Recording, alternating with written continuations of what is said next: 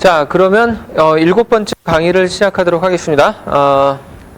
지난 시간에 저희가 좀 그러니까 제가 지난 시간에 주로 전달하려고 했던 내용은 그 전까지 계속 우리가 선형대수를 많이 배워왔고, 그 다음에 사실은 여기서 양자역학이 뭔가 좀 다뤄줘야겠죠. 그래서 이제 양자역학으로 넘어오기 전에 일단 공리 한 2가지 정도를 먼저 보여줬고, 그 다음에 그 공리가 사실 되게 뜬금없이 나타나는 것처럼 보이지만 사실은 그래도 약간 고전역학하고 어느 정도 유사한 점이 있다. 그래서 고전역학적인 측면에서 한번 일단은 이해를 하면은 조금 도움이 되지 않을까 해서 그거를 좀 설명을 했었고요. 자, 이번 시간에는 완전히 정말로 정통적인 양자역학 부분으로 들어가도록 하겠습니다. 자, 여기 제가 오늘 얘기하는 것들은 다 저희 주교재 닐슨 앤 추앙 책의 양자역학 시작하는 부분을 일단 기초로 하고 있는데요. 거기 관련해서 좀 더 자세한 얘기를 좀 하도록 하겠습니다. 자, 그래서 지난 시간에 저희가 얘기했던 게 뭐였냐면, 가장 중요한 첫 번째 공리는 임의의 입자가 주어졌을 때 그 입자의 양자 상태는 힐버트 스페이스의 하나의 벡터로서 표현이 가능하다라고 얘기를 했죠. 그리고 두 번째 공리가 뭐였냐면, 이런 벡터가 시간에 따라서 어떻게 변하는지 그 관계를 얘기했던 건데, 뒤쪽에서 다시 한번 얘기하기로 하고, 그래도 잠깐 요약을 하면은, 시간이 지남에 따라 얘는 첫 번째, 그러니까 처음 벡터에서 시간 t가 지나고 난 다음에 벡터가 그냥 아무렇게나 결정되는 게 아니라, 적어도 얘네들 사이에서는 유니테리 관계, 그러니까 유니테리 매트릭스, 그러니까 유니테리 매트릭스를 유니터리 오퍼레이터를 곱했을 때 나올 수 있는 그런 벡터 중에 하나여야 되지 아무거나 나올 수 없다. 그리고 그 유니터리 벡터가 어떤 형태의 유니터리 벡터일지는 그거는 주어진 시스템들마다 다르고, 아니면은 우리가 외부에서 어떤 자극을 어떻게 주냐에 따라서 그 유니터리 오퍼레이터의 모양 자체가 달라지게 됩니다. 그래서 그러니까 사실 아주 근본적인 양자역학 이론에 따르면 그러니까 양자역학 이론에서는 여기서도 계속 강조하듯이 임의의 양자 상태는 힐버트 스페이스의 어떤 벡터에 해당된다. 그것까지는 걔가 말해주고, 그 다음에 걔네들 간에는 유니테리로 항상 연결돼야 된다. 거기까지는 얘기하는데, 실제로 그러면 어떤 주어진 시스템이 어떤 유니테리 오퍼레이터를 따라야 되느냐, 그거는 따로 양자역학의 이론 자체에서는 딱 정의하지 않습니다. 그래서 그거를 무엇이 맞는지를 찾는 게 사실은 많은 연구 과정들이었고, 그걸 가지고 거의 100년 넘게 사람들이 계속 연구를 해온 거죠. 그래서 이제는 어느 정도는 다들 알고 있는데, 그래도 여전히 그러니까 연구할 부분들은 좀 남아있겠죠. 자, 그래서 일단 지난 시간에 그냥 간단하게 0과 1의 2개의 베이시스로 이루어진 그런 스페이스에 대해서 한번 잠깐 살펴봤었고, 그 다음에 지난 시간에 제가 시간이 없어서 그냥 대충 힐버트 스페이스를 넘어갔었는데, 지난 시간에 잠깐 얘기했듯이 일단 이너 프로덕트가 정의된 벡터 스페이스를 힐버트 스페이스라고 하는데, 여기에 한 가지 조건이 더 붙는 게 컴플리트라는 조건이 붙습니다. 그래서 컴플리트 스페이스라는 이거는 사실 수학적으로 정의가 됐기 때문에 굳이 이 시간에는 잘 몰라도 되긴 하지만, 혹시라도 그냥 뭔지에 대해서 그냥 좀 듣고 싶으면은 수학적으로는 이렇게 정의된다고 합니다. 저도 예전에 배운 거라서 한참 지나긴 했는데, 코시 시퀀스라고 얘기하는 게 있고, 코시 시퀀스의 또 정의까지 일일이 다 들어가면 너무 힘드니까 그냥 예를 들면 코시 시퀀스의 예 중에 하나가, 예를 들면 이런 거를 할 수가 있죠. 그러니까 n분의 1. 그러면 우리가 n이 계속, n이 1부터, n이 1부터 2, 3, 4 해가지고 무한대까지 쭉 갈 수 있겠죠?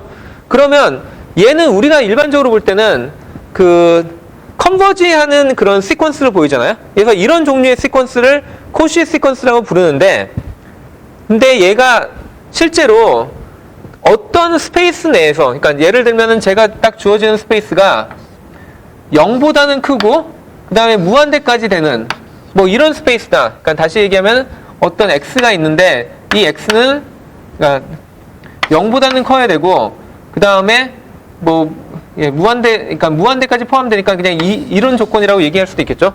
이런 스페이스에 대해서는 예를 들면 n분의 1이니까 얘는 이 시퀀스가 계속 진행되는 동안에는 이 구간에 내에 다 포함이 되는데 막상 얘가 무한대로 가가지고 마지막에 수렴하고 싶은 그 점은 0이겠죠. 근데 0이라는 조건은 사실 이 구간에 포함되어 있지 않잖아요. 그런 경우에는 이 스페이스는 컴플리트하지 않는다고 합니다. 그러니까 물론 이거는 좀 극단적인 예일 수도 있는데 뭐 예를 들면은 우리가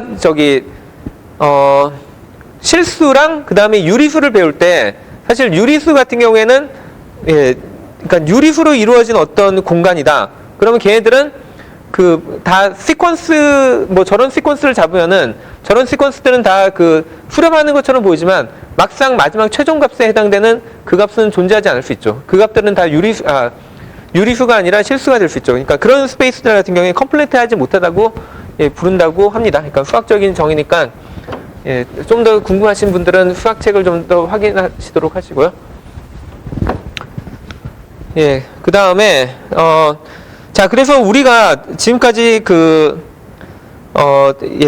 양자 상태에 대해서, 그러니까 이 세상에 존재하는 거의 모든 게 아니라 그냥 모든 것이 다 양자역학을 따르는데, 걔도 사실 되게 어려운 것들부터 시작하면 그러니까 쉽지가 않으니까, 일단 아주 간단한 예 한 2가지 정도로 시작을 하도록 하겠습니다. 그래서 제가 어떻게 보면 수업 시간에 드는 대부분의 예는 다 요 2가지로 규결된다고 보면 되고, 나중에 뭐 이거를 실제로 물리적으로 임플리멘테이션 어떻게 하냐, 그때는 이거보다 약간 좀 더 복잡하겠지만 사실은 거의 이거 2가지로 거의 대부분의 경우를 설명할 수 있습니다. 자, 그래서 첫 번째는 투레벨 아톰이고 두 번째는 빛의 편광에 대한 얘기를 할 건데, 자, 일단 투레벨 아톰부터 한번 살펴보도록 하겠습니다. 자, 투레벨 아톰이라는 얘기를 하기 전에 먼저 여러분들이 고등학교 때 아니면 중학교 때인지 고등학교 때인지 잘 기억은 안 나지만 수소 원자에 대해서 아마 배운 기억이 있을 거고, 그러니까 물론 물리를 선택을 안 했다면은 좀 안타깝긴 한데 대부분 선택을 했을 거라고 가정을 하고, 그러면 보어의 수소 원자 모델이라는 걸 아마 배웠을 겁니다. 그때 아마 뭐 배웠던 내용 중에 하나가 뭐였냐면, 이렇게 수소 원자의 내에 있는 전자는 여러 개의 에너지 레벨을 가질 수 있고, 근데 이 에너지 레벨들이 연속적으로 가는 값이 아니라, 그러니까 우리가 보통 위치 에너지라고 생각하면은 사실 뭐 제가 여기다가 어떤 질량을 놓든지 아니면 요거보다 약간 올리든지 요거 약간 올리든지 아무 데나 놓을 수 있잖아요. 그러니까 사실 위치 에너지를 일반적으로 생각할 때는 이 임의의 입자가 가질 수 있는 위치 에너지는 연속적으로 아무 값이나 가질 수 있다고 생각하는데, 20세기 초반에 사람들이 제일 충격적으로 받아들였던 사실이 그러니까 수소 원자 내에 전자는 아무 값이나 가질 수 없고 어떤 특정한 디스크리트한 값만을 갖는다. 그래서 그게 사실은 양자라는 말의 시초가 되기도 하는 거죠. 그러니까 보통 저렇게 디스크리트한 값들을 우리는 퀀타이즈 됐다고 표현을 하고, 거기서 나온 표현이 퀀텀이라는 뜻이죠. 자, 그런데 이때 아마 고등학교 때 배웠다면은 이거에 대해서 배운 몇 가지 룰 중에 하나가, 얘는 그러니까 여기서 여기 첫 번째 레벨, 요 제일 밑에 레벨까지 떨어진 데는 무슨 계열, 파셴 계열, 발머 계열, 라이만 계열, 그런 식으로 다양한 계열 같은 걸 아마 외우셨을 겁니다. 그러니까 그와 같이 얘네들은 이 에너지가 되게 디스크리트하게 되는데, 지금, 그러니까 물론 이렇게 많은 에너지 레벨이 실제로 원자 내에는 존재하고, 그거에 대해서 그냥 처음부터 생각할 수 있는데, 일단은 이거보다 훨씬 더 간단한 모델로 저희가 생각하겠다. 그게 바로 이 2레벨 아톰 모델이라는 겁니다. 그래서 여기 여기 있는 그림과 같이 원자 내에 에너지 레벨 되게 많을 수 있는데, 나머지를 일단은 생각하지 말고 여기는 2개의 레벨만 에너지 레벨로 생각하자. 그러면 아까 보면은 수소 원자 같은 경우 이 안에 에너지 레벨이 되게 많으니까, 그때 보통은 제일 밑에 있는 애를 그라운드 스테이트라고 부르고, 그 다음에 있는 애들을 다 익사이티드 스테이트라고 부르는데, 일단 여기에 처음에만 생각하고 나머지 레벨들은 더 이상 생각을 하지 않겠습니다. 그거를 저희가 2레벨 아톰이라고 부르는 겁니다. 그리고 이럴 경우에 또 그러니까 보통 이게 원자물리 시간이라면 당연히 익사이티드 스테이트랑 그라운드 스테이트로 제가 표기를 하겠지만, 저희는 양자 정보 수업이니까 얘들을 보통은 이렇게 표현 안 하고 얘를 0상태, 그 다음에 1상태라고 이렇게 표현을 할 겁니다. 자, 그러면은 여러분들이 이 고등학교 때 배웠던 그 원자의 이런 상태를 생각해 보면은 여기서 빛이 튀어나오는 경우가 있었는데 무슨 계열 하는 게 다 빛이 튀어나오는 거잖아요. 그런데 그 빛이 튀어나오는 현상을 우리는 설명을 어떻게 했냐면 여기에 그러니까 excited state에 전자가 있다가 이 전자가 여기 그라운드 스테이트로 떨어지면서 이때 여기서 전자가 여기서 여기로 떨어진다는 얘기는 얘는 높은 에너지를 가진 상태고 얘는 낮은 에너지를 가진 상태니까 에너지 보존이 되려면 이때 여기 에너지의 차이에 해당하는 만큼의 그런 빛이 튀어나와야 된다. 그래서 이런 빛을 저희가 그때 관찰했던 걸 무슨 계열이라고 불렀던 거죠. 자, 근데 이때 그러니까 고등학교 때 가르치지 않는 내용 중에 그러니까 절대로 얘기하지 않는 내용이 뭐냐면 그러니까 요렇게만 딱 얘기를 해버리면은 아, 전자는 항상 excited state에 있거나 아니면은 떨어지면 ground state에 있구나. 그러니까 둘 중에 하나만 갈 수 있다고 생각하는데 양자역학은 그게 아니라는 겁니다. 그러니까 사실 그러니까 제대로 된 양자역학은 그렇게 되는 게 아니라 자, 제가 지금 여기다 이렇게 다 썼잖아요. 그러면은 양자역학은 실제로는 제가 그러니까 요거 딱 쓴 거는 보면은 저희가 맨날 사용하는 그 벡터 공간의 베이스 쓰잖아요. 근데 얘가 당연히 여기에 전자가 있다면 저희가 그러니까 그리고 앞에서 뭐라고 했냐면 현재 어떤 입자의 양자 상태는 그러면 저는 여기서는 얘기하는 거는 일렉트론의 양자 상태를 얘기하겠습니다. 그러니까 이 전자의 양자 상태를 제가 어떤 벡터로 나타낼 수 있다. 힐버트 스페이스 내. 근데 그 힐버트 스페이스는 0과 1이라는 벡터로 이루어져 있는 그런 벡터 공간이다. 라고 제가 지금 그 정의를 한 겁니다. 자, 그러면 얘가 0이라는 스테이트에 있다는 거는 우리가 이 벡터를 어떻게 나타내면 되냐면 당연히 그냥 0이라고 적으면 되겠죠. 마찬가지로 1 상태에 만약에 전자가 있다면 그럼 저희는 그냥 얘를 1이라고 적으면 되겠죠. 자, 문제는 얘는 힐버트 스페이스의 벡터라고 그랬거든요. 그 얘기는 꼭 그 벡터가 요 방향으로만 있든지 요 방향으로 있어야 된다는 조건이 없다는 거죠. 힐버트 스페이스 내 임의의 벡터에 해당된다고 했으면 그럼 여기 있는 벡터도 될 수 있고 요 벡터도 될 수 있고 요 벡터도 될 수 있고 다양한 벡터들도 될 수 있잖아요. 그러면은 얘의 양자 상태는 일반적으로 0 또는 1이 아니라 0벡터랑 1벡터의 중첩이 돼야겠죠. 이와 같은. 그래야지 얘가 임의의 요 안에 있는 벡터들을 나타낼 수 있잖아요. 그래서 아까도 얘기했듯이 고등학교 때 절대로 얘기하지 않는 얘기가 사실은 전자는 0과 1 상태 또는 사실 레벨이 훨씬 더 많았다면 그 여러 가지 가능한 레벨들 간에 중첩으로 나타나는 게 일반적인 양자 상태라는 겁니다. 예, 근데 그런 얘기하면 아마 다들 까무러쳤겠죠. 예, 그러니까 절대로 그런 얘기는 하지 않고 근데 실제로 저희가 실험하면 이런 상태를 마음대로 만들 수 있습니다. 자, 그러면은 아까 요 위에 있는데 만약에 처음에 뭐 요 상태에 있는데 요 상태로 만들고 싶다. 얘는 뭐 그러니까 요 상태로 떨어지려면 예전에 배웠듯이 여기서 여기로 떨어지면 뭔가 여기서 에너지를 빼오면 되겠구나. 그리고 그 에너지를 빼오는 형태가 광자 형태면 되겠구나까지는 이해가 될 텐데 그럼 거꾸로 이미 여기에 전자가 있는데 얘를 여기로 올리고 싶다. 그럼 어떻게 해야 될까요? 여전히 저희가 만족해 주는 건 에너지 보존 법칙이죠. 그러니까 거꾸로 생각해 보면 광자를 여기다 넣어주면은 여기 있는 애가 여기로 올라갈 수 있겠죠. 근데 여기로 올라가려고 할 때 여기다가 아무런 광자 넣어주면 될까요? 그게 안 되겠죠. 왜냐면 저희는 정확하게 요 에너지 차이에 해당하는 그런 에너지를 가진 광자를 넣어줘야 된다는 겁니다. 근데 그러면은 그 광자의 에너지는 누가 결정하냐? 그거는 여기 들어오는 빛의 파장 아니면은 파장으로 생각하기 좀 어려우니까 그러니까 파장하고 그 주파수는 역수 관계이기 때문에 여기에 에너지 차이에 해당되는 주파수가 있거든요. 뭐 주파수를 F라고 나타내면은 그러니까 프리퀀시. 예, 그러면은 특정한 여기 에너지 차이에 해당되는 그런 주파수를 가진 빛을 쏴줘야지. 보통은 저희 제일 많이 하는 게 이런 레이저를 쏘는 겁니다. 레이저가 보통 지금 이게 이건 뒤에서 다시 한번 얘기할 텐데 얘는 일정한 주파수를 가지고 계속 날아가는 그런 전자기파입니다. 그래서 이런 애를 딱 쏴주면은 그럼 여기 있던 전자가 그 여기 안에 지금 무수히 많은 그 광자가 지나가고 있는데 이 중에 하나를 흡수하면은 얘가 탁 위로 튀어오르고 그걸 다 흡수 못하면은 그러면 그냥 걔는 여기 계속 남아있게 됩니다.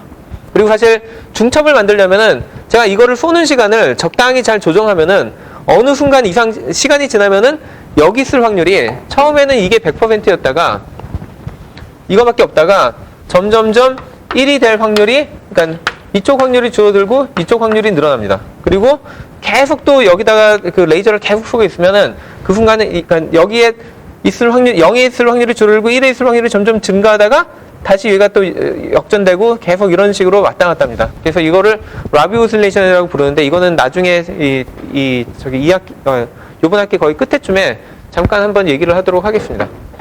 일단은 여러분들이 지금 당장 봐야 될 거는 얘들을 어떻게 물리적으로 구현하는지가 아니라 실제로 여기서 일어나는 현상들이 뭔지 그것만 보면 될 테니까요. 예. 그래서 이게 2레벨 아톰이고요.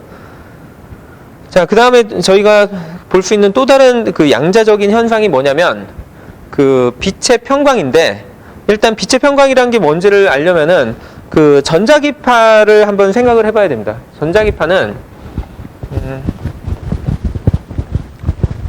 자, 전자기파 뭐 제일 여러분들이 친숙한 거는 아마도 전파겠죠. 뭐 여러분들 스마트폰이라든지 아니면은 뭐 와이파이 다 그냥 전파로 전파를 통해서 다들 통신을 하고 있죠.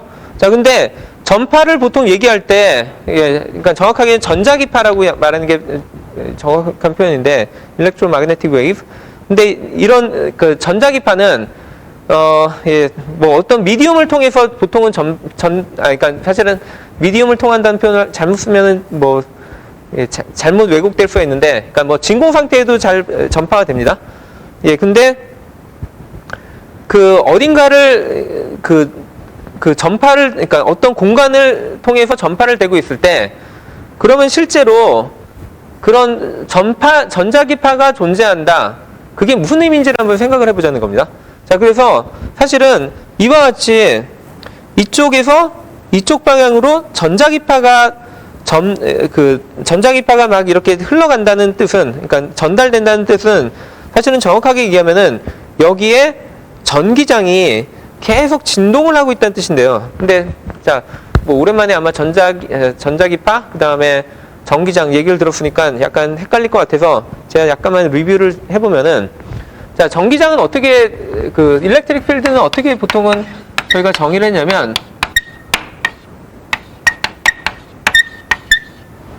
자, 일렉트릭 필드는 눈에 보이진 않겠죠? 그러면 일렉트릭 필드를 우리가 어떻게 측정하는지를 생각해 보면은 뭐 일렉트릭 필드가 보통 나온다고 생각하는 게 보통은 이런 차지가 있겠죠? 그러면 이 차지에서 나오는 일렉트릭 필드를 이렇게 막 그리는데 그럼 실제로 이거를 어떻게 비주얼라이즈 하냐? 뭐 다른 게 아니라 다른 테스트용 차지를 하나 더 갖다 넣는 겁니다. 그래서 뭐 예를 들면은 그 전하량은 쿨롱이라는 단위로 측정을 하죠. 그래서 예를 들면 원쿨롱의 어떤 그런 전하를 가진 이런 애를 딱 놔두면은 이렇게 쓰니까 좀 더 헷갈리네요. 그냥 Q라고 할게요. 자, 이런 테스트 차지를 여기다 딱 놓으면은 얘가 여기 놓으면은 이쪽 방향으로 밀릴 거고 여기 놓으면은 이쪽 방향으로 밀릴 거고 그 다음에 얘를 훨씬 멀리 뛰면은 그러면 이게 거리가 멀어지면 얘가 작용하는 힘이 약해지잖아요. 이런 걸 통해 가지고 각각의 점들마다 그 계속 얘가 힘을 받는 방향을 우리가 그림으로 다 그린 게 이게 바로 전기장이었죠. 그리고 마찬가지로 만약에 그 저기 그림처럼 여기 한쪽에 플러스를 놓고 여기다 마이너스를 놨다. 그럼 원래 혼자 있으면 얘가 사방으로 막 이렇게 퍼지는데 얘가 여기 있으면은 얘가 그 전기장이 막 이렇게 무한대로 가는 게 아니라 얘가 여기서 출발해서 여기로 떨어지죠. 근데 이거를 다르게 생각하면 뭐였냐면 저희가 여기다 테스트 차지를 딱 놓으면 Q라는 테스트 차지를 놓으면 얘에 의해서 이쪽 방향으로 힘을 받고 얘는 마이너스니까 이쪽 방향으로 힘을 받는 거죠. 그러면 이게 힘이 두 개의 벡터니까 얘네에 의한 합이 결국에는 이쪽 방향으로 힘을 받기 때문에 그래서 얘가 이런 식의 그런 선으로 나타났던 거죠. 자, 그래서 그 전기장은 예, 벡터의 합이라고 생각할 수 있는데요. 자, 그러면 전자기파는 뭐냐? 지금 제가 방금 전에 설명했던 거는 정전기, 그러니까 스태틱 차지라고, 그러니까 스태틱 일렉트릭 필드라고 해가지고 예, 이미 전하들이 다 고정되어 있는 상태에서의 상황을 말하는 거고, 전자기파는 약간은 다릅니다. 자, 보통은 전자기파를 저희가 그림으로 그릴 때 예, 저기 그렸듯이 저렇게 많이 표현을 하죠. 근데 저게 예, 만약에 우리가 이쪽에서 이쪽 방향으로 쭉 전파가 되길 원한다. 그러면은 그러니까 예, 이쪽에서 이쪽으로 전파가 되는데 예를 들면 저기 그 전기장을 보통 표시할 때 뭐 이런 식으로 많이 표시를 하잖아요. 그래서 여기에 그 웨이브가 뭐 이렇게 돼 있다 하는 거는 실제로 무슨 얘기냐면 여기 각각의 점들마다 제가 만약에 이 자리에다 테스트 차를 딱 뒀어요.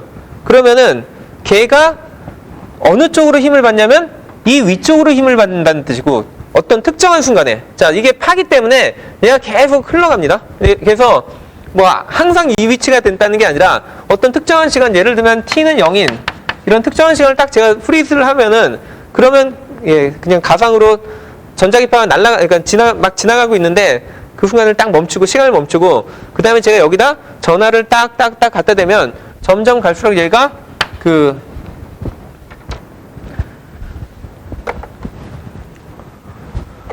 예, 여기 점점 갈수록 위쪽으로, 그러니까 여기다 차지를 둘 때면 얘가 위쪽으로 가는 힘이 점점 세지다가 어느 순간 점점 세지다가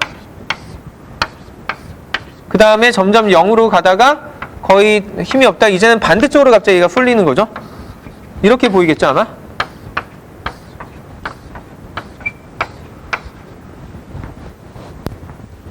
네, 이게 그 전기장이 지금 흘러간다는 개념입니다. 자, 그런데 예, 얘를 제가 X라고 부르고 이거를 예를 들면 Z라고 부르고 얘를 제가 Y라고 부를게요. 자, 그러면은 예, 일단 주의해야 될 게 뭐냐면 진행 방향은 이쪽입니다. 이쪽으로 가는데 전기장은 위아래로 지금 흔들리고 있는 거죠. 자, 근데 제가 여기다가 X, Y라는 건 정의했지만, 그리고 제가 뭐 어떻게 보면 중력을 중심으로 X를 정의한 것처럼 보이긴 하지만 사실 이거는 우주 공간에서 다 날아가는데 뭐 우주 공간에 중력도 없는데 걔 같은 경우에는 뭐 이게 좌표계라는 걸 정의하는 게 의미가 없겠죠. 그렇기 때문에 사실은 이 전기장이 이렇게 진동하는, 예, 보통 이거를 평광이라고 합니다. 예, 그게 여러분들 예전에 배웠던 평광하고 바로 같은 얘기인데, 근데 이쪽으로 이렇게 위아래로 진동을 하는데 꼭 이쪽으로만 진동해야 될 이유가 아무것도 없는 거죠. 얘가 옆으로 진동할 수도 있고 아니면 이렇게 대각선으로도 진동할 수 있고, 중요한 거는 진행 방향에 대해서 항상 얘는 후직되는 방향으로는 진동을 해야 된다. 그 조건만 만족을 시키면 사실 꼭 이쪽으로 진동해야 된다는 그런 것도 전혀 없습니다. 자, 그래서 이게 일반적인 전자기파인데 보통 전자기파 얘기할 때 평광 얘기 잘 안 하는데, 제가 왜 평광 얘기를 예, 전자기파부터 시작했냐면 전자기파와 빛은 다 같습니다. 걔들은 다, 빛은 거꾸로 얘기하면 그냥 전자기파입니다. 전자기파의 일종이고, 그러면 우리가 생각하는 전파랑 빛이랑 완전히 달라 보이는데, 예, 이거는 빛이죠. 그리고 이거 뭐 분명 여기 지금 예, 여기 마이크에서 전파가 나가고 있죠. 근데 완전히 달라 보이잖아요. 그러면 걔네들 간의 가장 큰 차이점은 뭐냐? 그냥 주파수입니다. 저희가 보통 전자기파로 통신에 사용하는 전자기파는 뭐 대부분 뭐 수십 메가에서 수 기가헤르츠 뭐 그 정도 보통 주파수 대역을 사용하는 데 비해서 눈에 보이는 이런 가시광선 뭐 한 이 정도 되면은 얘는 한 700 테라헤르츠 내지 테라헤르츠 700 내지 뭐 수백 테라헤르츠, 보통은 400 테라헤르츠 미만이면은 아예 눈에 보이지 않고요. 그 다음에 800 테라헤르츠 또 이상으로 가면은 걔는 또 너무 주파수가 높아서 눈에 보이지 않고 그냥 가시광선 대역이 뭐 한 400에서 800 테라헤르츠 정도 그 사이라고 생각을 하시면 됩니다. 자, 그래서 그것만 다르지 나머지는 다 똑같습니다. 그래서 지금 여기 제가 레이저 이렇게 딱 쏘는 것도 요것도 지금 어느 특정한 방향으로 평광이 돼서 계속 이 위아래로 지금 진동을 하고 있습니다. 자, 그리고 뭐 그런 거를 그냥 간단하게 뭐 테스트 해볼 수 있는 게, 근데 제가 이게 지난번에 테스트 해보니까 이게 잘 안 보일 것 같아서 제가 따로 비디오를 녹화하긴 했는데, 뭐 예를 들면 이런 경우입니다. 여기에 지금 레이저가 있는데 지금 이게 평광 안경이거든요. 그래서 이 평광 안경을 이렇게 했다가 예를 들어 이거를 이렇게 돌리면 그러면 저게 빛이 밝아지고 약해지고 다시 밝아지고 하는 게 보일 수도 있고 안 보일 수도 있는데, 이건 다른 비디오로 다시 한번 보여드리도록 하고요. 그래서 지금 실제로 이 레이저 같은 경우에도 어떤 특정한 방향으로만 얘가 진동을 하고 있고, 아까 제가 이런 평광 안경을 가지고 이렇게 돌림에 따라서 그 평광 방향이 맞으면은 잘 통과되고, 평광 방향이 수직이 되면은 서로 통과하지 않는 그런 상황이 벌어진 겁니다. 자, 제가 이거를 왜 계속 얘기를 하냐면, 일단 평광에 대해서 여러분들이 그래도 다른 것들보다 훨씬 더 생활에 많이 익숙하다고 하기 때문인데, 그 이유가 뭐냐면, 자, 평광 안경 그러니까 우리가 보통 일상생활에서 제일 많이 사용하는 게 뭐 선글라스도 평광 안경이긴 한데, 뭐 그건 일단 뭐 그러니까 그거 자체가 별로 우리 생활에 딱 피부로 와닿진 않고, 그거보다는 훨씬 더 제가 보기에는 피부로 와닿았던 게 언제였냐면, 이제는 되게 옛날 얘기가 돼버린 것 같은데, 한 10년 전만 해도, 10년 전? 10년에서 5년 전? 그 정도만 해도 3차원 TV가 되게 유명했었죠. 요즘에는 다 VR 가글 같은 걸로 다 대체가 됐지만, 그 당시에는 사람들이 가장 희망했던 게 TV를 보는데, 여러 명이서 같이 보면서, 근데 3차원의 모습을 보고 싶었죠. 그래서 3차원이 저희가 느끼는 원리는 되게 간단하잖아요. 왼쪽 눈과 오른쪽 눈이 약간 각도가 있는, 그러니까 멀리 있는 애랑 가까운 애를 보면은 얘네들이 들어오는 각도가 약간 다르기 때문에 왼쪽 눈과 오른쪽 눈이 약간 서로 다른 영상을 볼 것이다. 그게 3차원을 만드는 원리잖아요. 그럼 뇌 속에서 그거를 착각을 해가지고 3차원을 보이잖아요. 그래서 실제로 그러니까 이게 뭐 회사들마다 약간 방식이 다르긴 했는데, 뭐 LG전자 같은 경우에는 주로 이런 평광 안경을 썼던 걸로 저는 알고 있습니다. 그래서 왼쪽 눈과 오른쪽 눈이 그러니까 보기를 원하는 그런 이미지가 약간 다르기 때문에 왼쪽의 평광 안경을 통과하는 그런, 그러니까 왼쪽 눈이 보고 싶어하는 이미지는 이쪽 방향으로 그러니까 진동하는 평광을 보내서, 그래서 이쪽 눈만 그 영상을 보게 하고, 그 다음에 오른쪽 눈 같은 경우에 보고 싶은 영상을 이쪽으로 진동하는, 그러니까 수평으로 진동하는 그런 식의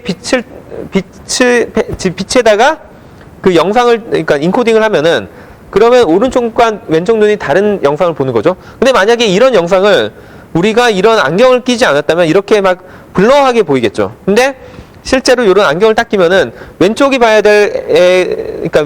봐야 될 애는 특정한 한쪽 방향의 평광으로만 진동하고, 오른쪽 눈이 봐야 될 영상은 다른 쪽 방향으로 진동을 하기 때문에 그 두 개가 완전히 다른 영상을 보게 되고, 그래서 3차원을 느꼈던 거. 그게 보통 3차원 TV의 원리였죠. 자, 그래서 생활 속에 되게 친숙한 그런 예제인데, 자, 이제는 그래서 평광에 대해서 뭐 충분히 잘 이해를 하고 있다고 믿고, 그러니까 어느 정도 감이 오죠. 근데 그럼 우리가 이 평광을 가지고 뭔가 정보 처리를 하고 싶다, 아니면은 뭔가 통신을 하고 싶다라고 한번 가정을 해보겠습니다. 자, 보통 우리가 정보 처리라든지 다 하려면 디지털로 변환을 해야 될 테니까, 그러면은 이런 평광을 이용해서 우리가 디지털 어떤 정보를 왔다 갔다 한다든지 그럴 때 제일 첫 번째 생각할 수 있는 게, 그럼 평광을 가지고 0과 1을 인코딩할 수 있느냐 했을 때 당연히 되겠죠. 뭐 예를 들면 제가 빛을 여기서부터 저쪽으로 보내는데, 빛의 평광을 여기 H는 호리젠탈 평광을 나타내고 V는 버티컬 평광을 나타냅니다. 자, 그래서 그러니까 0을 보내고 싶으면은 호리젠탈 평광을 보내고, 그 다음에 1을 보내고 싶으면 버티컬 평광을 보낸다. 서로 그렇게 약속을 하면은, 그러면은 처음에 광원은 이게 한쪽으로 평광이 안 돼 있다 하더라도 처음에 이런 평광판을 통과를 시키면은 그럼 얘는 이제 호리젠탈 평광만 나오겠죠? 그러고 받는 쪽에서 자기가 평광을 수직으로도 해보고 수평으로도 해보면은 그러면은 수직으로 돼 있을 때는 얘가 통과하지 못하니까 그러면 얘는 지금 수평 평광으로 들어왔겠구나 라고 보통은 판단할 수 있겠죠. 자, 이거 같은 경우에는 그러니까 디지털로 따지면은 이게 뭐 전혀 문제가 없어 보이는 개념인데 사실은 평광은 그거보단 훨씬 더 파워풀합니다. 무슨 얘기냐면 자, 이게 만약에 디지털이었다고 진짜 생각을 해볼게요. 자, 지금 보면은 보내는 사람은 0이라는 정보를 보냈고 그 다음에 받는 사람은 통과를 못했으니까 0인가 보다 생각을 했겠죠. 자, 그런데 이게 뭐 디지털 같은 경우에는 중간에 누군가가 그 디지털 값을 측정을 한다고 해서 그 값이 바뀌거나 그러진 않잖아요. 근데 저희가 평광을 가지고 만약 통신을 한다면 중간에 딴짓 안 하고 그냥 값을 측정을 했는데도 갑자기 값이 바뀔 수 있는 경우가 존재한다는 겁니다. 자, 제가 그러니까 이렇게 약간 장황하게 얘기하면 무슨 말인지 좀 헷갈릴 수 있는데, 자, 평광의 성질 중에 어떤 게 있었냐면, 자, 제가 만약에 요런 짓을 한다면, 제가 여기랑 요 사이에다 그냥 요런 평광판을 쓱 끼워놓은 것 뿐이거든요. 45도짜리. 근데 얘가 하는 역할이 뭐냐면, 그러니까 제가 중간에 요런 평광판을 끼워놨다는 거는 아까 보면은 평광판이 하는 역할은 기본적으로 측정이죠. 그러면은 제가 중간에 측정을 한번 잠깐 했다는 것 뿐이거든요. 근데 우리가 디지털 정보에서 뭐 0101을 막 가고 있는데 중간에 제가 그거를 측정을 했다고 해서 이 값이 바뀌나요? 그러지 않죠. 근데 제가 이거를 평광을 가지고 만약 그런 식의 정보를 약간 인코딩을 했다 하면은 약간 상황이 달라진다는 겁니다. 무슨 얘기냐면, 자, 여기 수평 평광이 들어왔는데 얘 입장에서 볼 때는 얘는 보통 뭘 할 수 있냐면 자기랑 평행한 애들은 빛을 통과시키고 자기랑 수직한 애는 다 막아버립니다. 자, 그러면 이런 평광이 들어왔을 때 얘는 이거를 어떻게 해야 될까요? 막아야 될까요? 아니면 통과시켜야 될까요?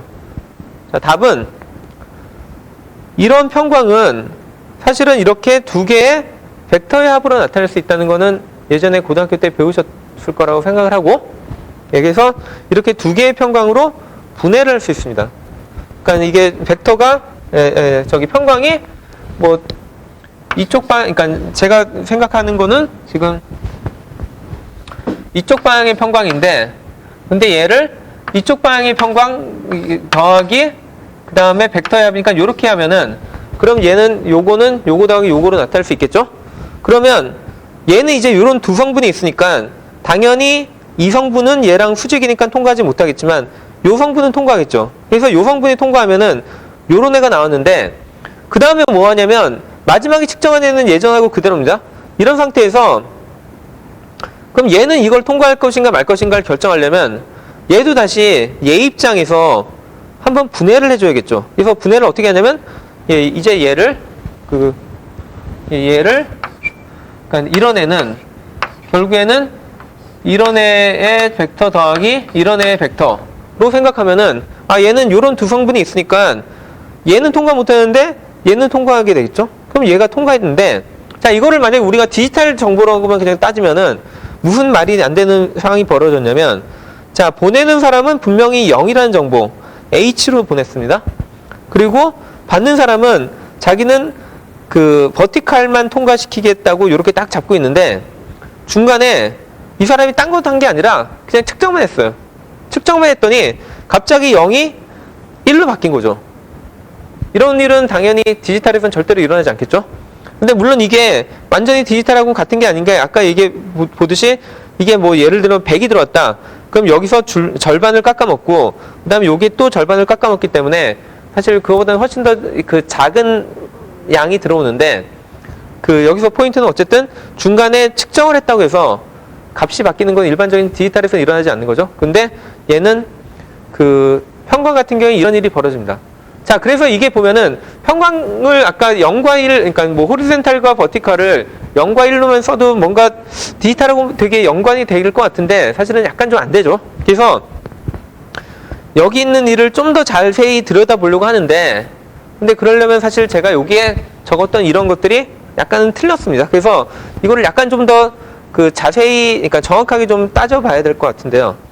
자, 그래서 자, 일단 첫 번째 질문은, 자, 제가 여기서 아까 보면은 평광이 서로 더하는 게 벡터의 합처럼 더해질 수 있다고 막 얘기를 했는데, 그게 정말 왜 가능했는지 한번 얼핏, 그러니까 좀 생각해 보면 좀 약간 생각을 해봐야죠. 사실은 평광이란 거는 정기장이었죠. 그럼 정기장은 왜 벡터의 성질을 따르냐?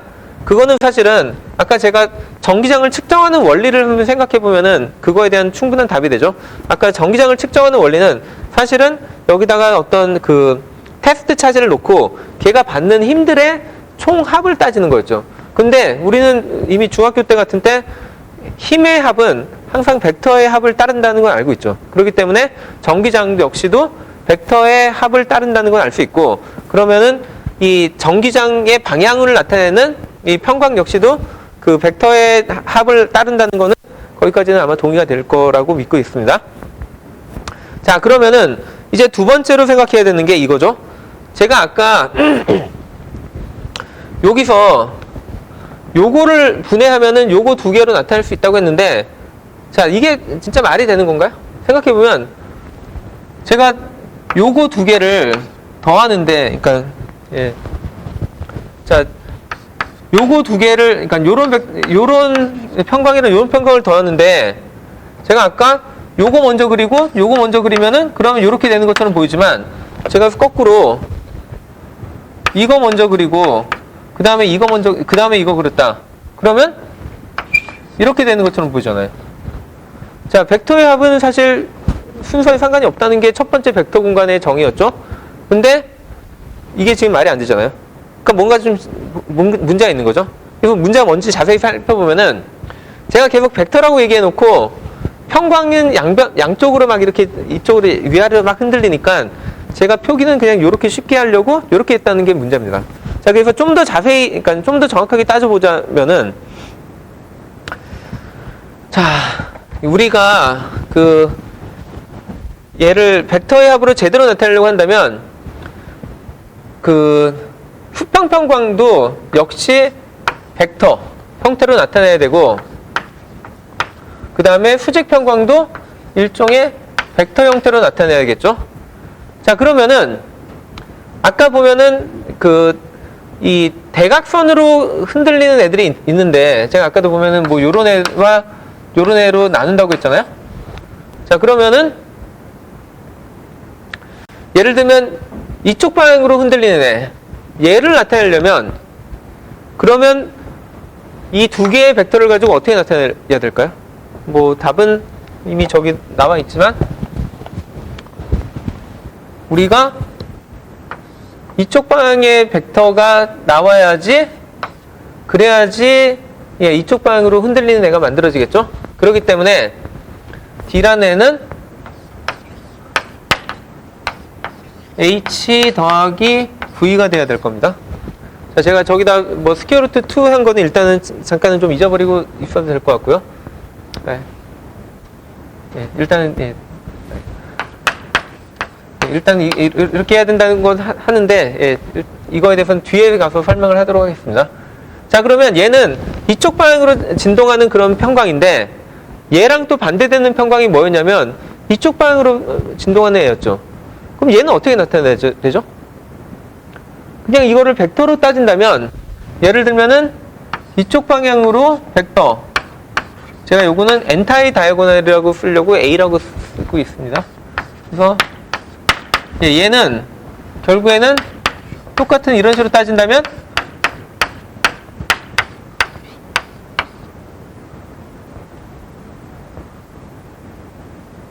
이렇게 돼야 되는 거죠.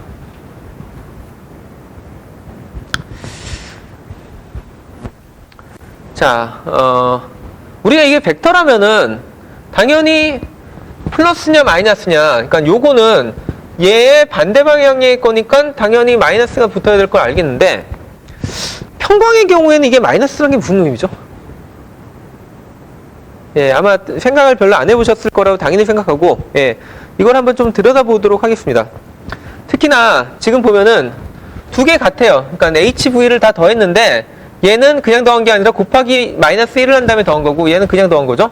그럼 얘네들 간에 무슨 의미가 있어야 되는데, 물론 요거 보면은 뭔가 연결이 되는 것 같지만 평광은 위아래로 막 왔다 갔다 하는데, 그럼 얘가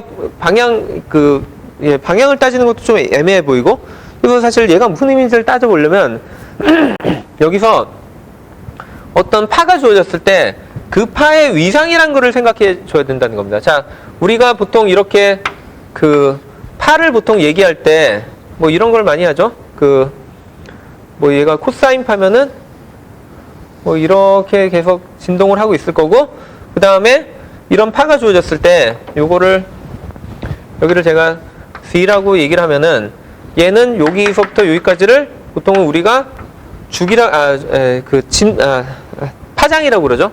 그리고 파장은 보통 람다로 많이 나타내고, 예, 그럼 이런 애가 있을 때 요런 파를 우리가 수학적으로 어떻게 나타내는지를 생각해 보면은 얘는 일단 그러니까 C가 0일 때 그때 그 맥스니까 얘는 코사인 함수가 되겠죠. 그럼 코사인, 그리고 얘가 C에 대해서 비례는 한 건 맞는데, 자, 얘가 어떻게 됐냐면 람다 한 번을 가는 동안에 2파이가 바뀐 거죠. 그러니까 2파이 오버 람다 곱하기 C, 이런 형태의 아마 코사인 함수가 될 겁니다. 자, 근데 얘를 우리가 좀 나중에 다루기 편하기 위해서 어떻게 써버리냐면 얘랑 여기다가 리얼하고 코사인 2파이 오버 람다 C 더하기 그 다음에 이미저리하고 사인 2파이 오버 람다 C, 요렇게 해도 같죠. 왜냐면 얘는 어차피 이미저리니까 리얼 파트만 뽑아내는 이거를 적용하는 순간 얘는 날아가 보니까 별 의미가 없는 거죠. 그럼 왜 어차피 날릴 거 왜 이렇게 적었냐?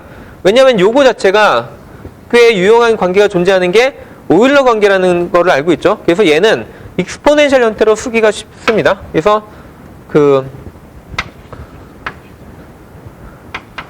익스포넨셜에 얘는 그러면 어떻게 쓰냐면 i의 2파이 오버 람다 c, 이렇게 쓸 수가 있죠. 그리고 여기서 좀 더 쉽게 쓰기 위해 가지고 보통 어떻게 쓰냐면 2파이 오버 람다를 k라는 이런 변수로 주로 쓰고, 그 다음에 얘 자체 이름을 뭐라고 하냐면 웨이브 넘버라고 부릅니다. 자, 그래서 얘는 kz, 이렇게 나타낼 수 있겠죠.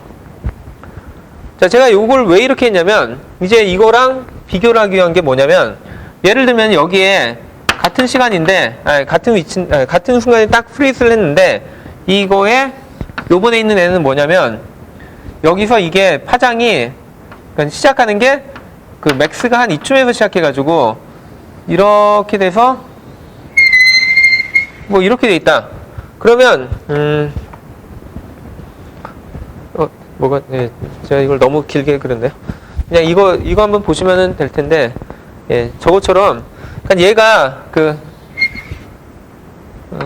뭐 이미 요게 좀 꺾였어야 되는 거죠. 예, 여기가 맥스고, 그러면은 얘가 지금 그 파장은 같은데, 그러니까 파장은 여기 아니면 여기로 이렇게 됐는데, 근데 얘가 보면은 이게 한 뭐 8분의 7 람다 정도 되고, 그 다음에 이게 한 8분의 1 람다 정도 된다. 예, 한 이 정도로 그냥 가정을 하겠습니다. 자, 이런 파형을 지금 요거와 똑같이 나타내려면, 그럼 이제 바뀌는 게 뭐냐면, 얘가 그러니까 파장은 똑같으니까 똑같이 2파이 람다분의 2파이 이런 형태로 나와야 되는데, 이거 얘랑 얘를 비교해보면 얘는 마이너스 방향으로 8분의 람다만큼 쉬프트를 한 거죠. 자, 그거는 평행이동을 한 거니까 그거를 우리가 수학적으로 나타낼 때는 c 플러스 8분의 람다 뭐 이렇게 나타낼 수 있겠죠. 자, 그러면 얘는 다시 쓰면은 코사인, 그리고 우리가 이제 여기에 이 아까 웨이브 넘버를 좀 활용하면 얘는 웨이브 넘버니까 그냥 KZ라고 쓸 수 있고요. 그 다음에 얘 같은 경우에는 더하기 2파이 오버 람다 그 다음에 8분의 람다니까 얘는 람다 둘이 지워지고 그 다음에 이렇게 되니까 4분의 파이가 되는 거죠.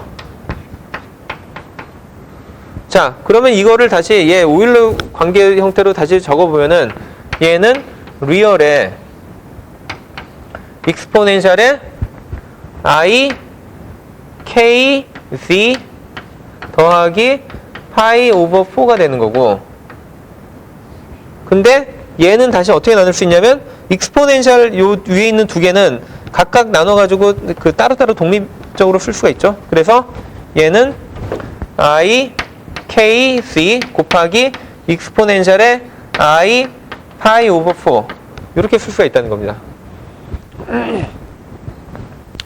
자, 그래서 우리가 요런 거 쓸 때 사실은 요 앞에 뭐가 있어야 되냐면, 자, 요거를 한번 보시면은 얘가 사실 벡터잖아요. 그리고 요게 그 Z 방향으로 이렇게 그 프로퍼게이션 되고 있는 이런 모양을 나타낼 때 사실은 현재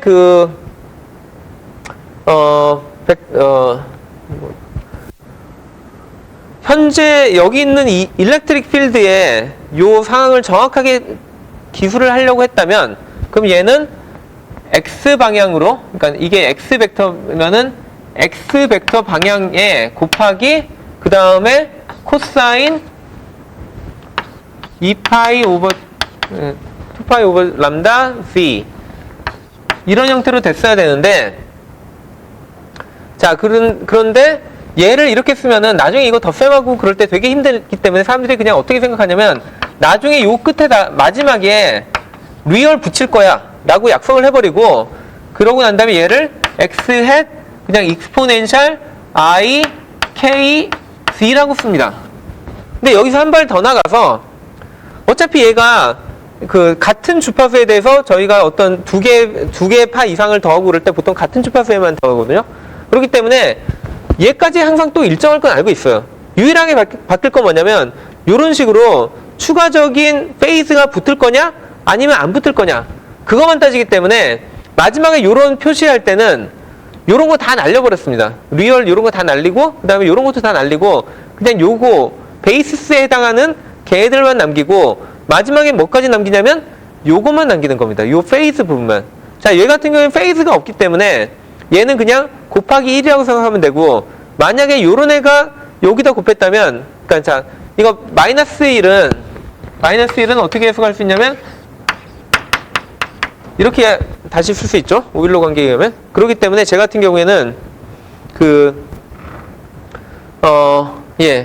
얘는 페이스가 파이 페이스를 가진 애고 얘는 페이스가 그냥 0 페이스를 가졌다. 이렇게 생각하실 수 있습니다. 자, 그러면 진짜 얘가 그러니까 이런 관계들이 제대로 나오는지 한번 다시 따져보기 위해서 제가 여기 있는 파를 가지고 한번 해볼게요. 자, 얘를 그러면은 자, 이제 얘네들의 레이블링을 약간 바꿔가지고 얘를 제가 뭐 H라고 얘가 버티칼처럼 보이니까 버티칼로 해버릴게요. 자, 이거를 버티칼 벡터라고 보고 그 다음 얘를 호리젠탈 벡터라고 봐버리면, 자, 그러면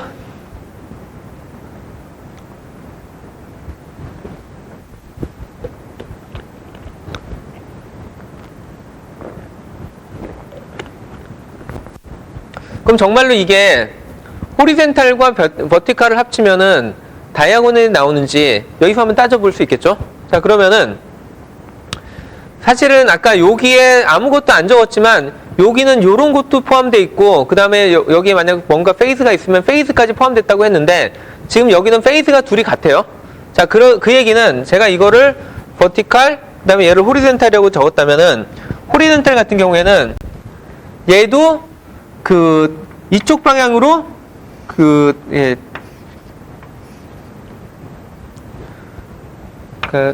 약간 이렇게 돼서 이런 형태가 되고 그 다음에 여기에 지금 이렇게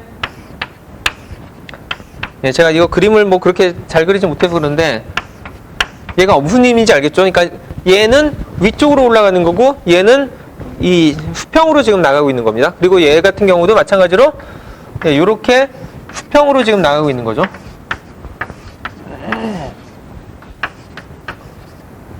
자, 그러면 얘네는 결국에 무슨 얘기냐면 요거 두 개가 더해졌다는 거는, 자, 제가 만약 여기서 출발한다면 요게 버티칼을 나타내고 요게 호리존탈을 나타내면 얘가 여기 딱 그 0에 그러니까 아무것도 없다가 여기서 점점점 가면서 얘가 점점점 이렇게 맥스가 됐다가 다시 여기 도착할 때쯤에 이렇게 다시 0이 됐다가 다시 이렇게 가면은 이제 그러면 이 다음에 얘는 밑으로, 그러니까 이 버티칼은 밑으로 향하고 그 다음에 호리존탈은 뒤쪽으로 들어가는 거죠. 그래서 이제 얘가 이렇게 됐다가 이렇게 되는 거죠. 그래서 제가 다시 이렇게 가면은 이렇게 되고 그 다음에 이렇게 됐다가 다시 이렇게 왔는데, 자, 제가 지금 이게 손이 두 개가 벡터를 나타내잖아요. 그러니까 요 두 개의 전기장이 여기를 올 때쯤에는 결국엔 얘네들의 합인 여기를 가리킬 거고, 얘가 점점 더 오면은 이게 합이 점점 커졌겠죠. 그러다가 여기 오면은 최대가 되니까 뭐 저쪽으로 이렇게 됐다가, 그러고 난 다음에 다시 여기 오면은 얘가 이 합이 이렇게 0으로 줄어들다가 이제는 어떻게 되냐면 요게 밑을 가리키고 얘가 뒤쪽, 빨간색이 뒤쪽을 가리키니까 얘네 둘이 합쳐진 이쪽 방향으로 쭉 갔다가 다시 이렇게 되겠죠. 그러니까 결국엔 보면 제가 다시 거꾸로 가면은 이쪽으로 쭉 갔다가 쭉 0으로 왔다가 다시 여기로 이렇게 갔다가 이렇게 가는 거죠. 자, 그러면 이 공간상으로 볼 때는 얘는 제가 요 방향에서 바라본 거를 이렇게 그렸다고 생각하시면은, 그러면 H는 이렇고 호리존탈이 이럴 때 얘네 둘이 이렇게 더해지면은 버티칼이 이쪽으로 지금 진동, 다시 얘기하면 여기서 보면 이렇게 대각선으로 이렇게 진동하고 있는 거죠. 이렇게. 예. 자, 그거에 비해서 그럼 얘가 도대체 나타내는 건 뭐냐? 얘가 마이너스를 나타내는데 이거는 거꾸로 얘기하면 파이 페이스만큼 쉬프트가 됐다는 뜻이죠. 그 얘기가 무슨 얘기냐면 파이 페이스만큼 쉬프트가 됐다는 거는 얘가 반파장만큼 뒤로 밀렸다는 거죠. 그러니까 그 얘기를 다시 얘기하면은 여기에 요런 게 있고 요 부분이 여기 나타날 거라는, 여기 나타날 거라는 거니까, 다시 말하면 얘는 여기에 이 안쪽으로 들어가서 이렇게 해서 여기에 이렇게 뭐가 있을 거고, 그 다음에 반대 방향으로 이쪽으로 이렇게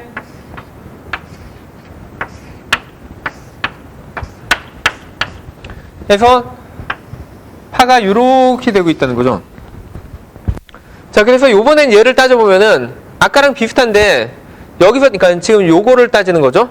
이렇게 되면은 얘는 여기서 위로 올라가는데 얘 같은 경우, 이쪽 같은 경우는 이 안쪽으로 가죠. 그래서 여기선 요렇게 갔다가 요렇게 가니까 결국엔 얘의 합은 이쪽으로 가리키죠. 그래서 이쪽으로 갔다가 그랬다가 그 요렇게 온 다음에 그 다음에 이제 이쪽으로 가면은 제가 요거를 잘못했네. 그러니까 여기다가는 H는 놔두고 버티칼만 밑으로 가는 걸 썼어야 되죠. 자, 그래서 얘 같은 경우에 제가 지금 그린 거랑 완전 반대가 됐는데, 그러니까 그러면 이 페이즈를, 그러니까 반 페이즈를 아예 뒤집으면 되겠죠. 그래서 중요한 거는 여기서부터 시작했다고 생각하면 되겠죠. 호리젠탈은 여전히 바깥쪽으로 나오고 있고, 그 다음에 버티칼이 밑에 쪽을 향하니까, 그러니까 그 버티칼은 밑에, 그 다음에 호리젠탈은 이 바깥쪽을 향하니까 이렇게 갔다가 이렇게 온 거죠. 그 얘기는 얘네 합은 이렇게 갔다가 이렇게 들어온 거죠. 그렇기 때문에 만약에 제가 이쪽 방향에서 들여다보면, 그러니까 그걸 이쪽 방향에서 본 거를 이렇게 본다면, 그럼 얘는 이쪽 방향으로 쭉 내려갔다가 올라갔다가 그 다음에 또 위로 올라갔다가 내려갔다가 이렇게 되겠죠. 자, 그래서 이게 사실 평광을 나타낼 때 사실 이렇게 나타내는 게 정확하지, 아까 제가 나타낸 것처럼 양쪽 방향으로 진동한다고 해서 양쪽 방향으로 써놓으면은 사실 이거 나중에 벡터 계산할 때 되게 문제가 됩니다. 자, 근데 뭐 일단 그거는 그렇다 치고 그 다음에 뭐 사실 여기까지는 굳이 필요 없는데 혹시라도 궁금해할까봐 그냥 여기다 적어놓은 건 뭐냐면 그럼 이런 애들은 뭐냐, 지금 얘는 정확하게 파이만큼 갔는데 이런 파이만큼 아니고 2분의 파이만큼 간 애들도 있겠죠.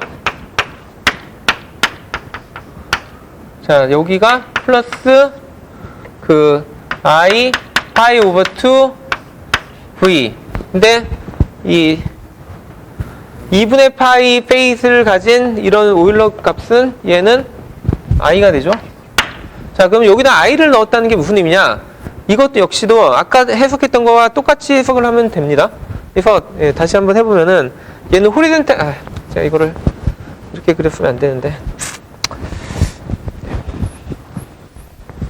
그래서 아까 다시 요걸로 따져보면은 호리젠탈은 그냥 있었고요. 그러니까 호리젠탈은 이쪽 방향으로 그 뭔가 이런 애가 있었겠죠. 그래서 예, 이 방향으로 이렇게 가고 있었고, 그 다음에 이렇게 잘 가고 있었던 거죠. 예, 이게 바깥쪽으로 쭉, 그러니까 바깥쪽으로 쭉 갔다가 이렇게 가고 있는 거죠. 그 와중에 버티컬이 어떻게 됐냐면 이게 i잖아요. 파이 오버 2만큼이잖아요. 그 얘기는 원래는 아까 처음에 볼 때는 얘가 여기서 시작했던 게 4분의 1 파장만큼 여기서 먼저 시작했다는 거죠. 그러니까 여기서 먼저 시작했다는 얘기는 여기에서 맥스가 일어나고 그 다음에 여기서 미니멈이 일어나고 그 다음에 다시 여기서 예, 그러니까 0이 되고 그 다음에 여기서 그러니까 마이너스 미니멈 쪽으로 가고 그 다음에 여기서 다시 이렇게 올라온다는 얘기죠. 자, 그래서 여기서 무슨 일이 벌어졌는지를 한번 생각해 보면은